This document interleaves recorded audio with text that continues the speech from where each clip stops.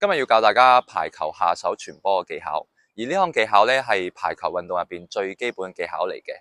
首先啦，我哋嘅腳要打開膊頭咁闊啦，咁我哋嘅腳前後企，膝頭係微微彎曲啦，跟住我哋嘅腳踭係輕微咁離地嘅。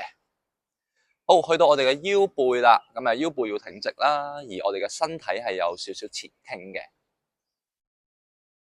跟住最重要嘅環節就係我哋嘅手部嘅動作啦。咁首先伸出你兩隻手啦，慣用手咧會搭喺非慣用手上面嘅。譬如我係右手慣用手嘅，咁就右搭左啦。跟住手指公係合拼，然之後咧我哋成個手臂啦，包括我哋嘅膊頭啦，係要向內係收緊嘅。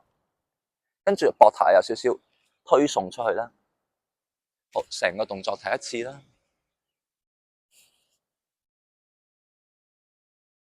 去到真係打個波嘅時候啦，我哋會用到我哋嘅前臂2/2呢個平面啦，呢個平面去接觸個波嘅。然之後我哋嘅腳咧係要配合翻，當個波嚟嘅時候咧，做一個蹬送嘅配合啦，蹬送。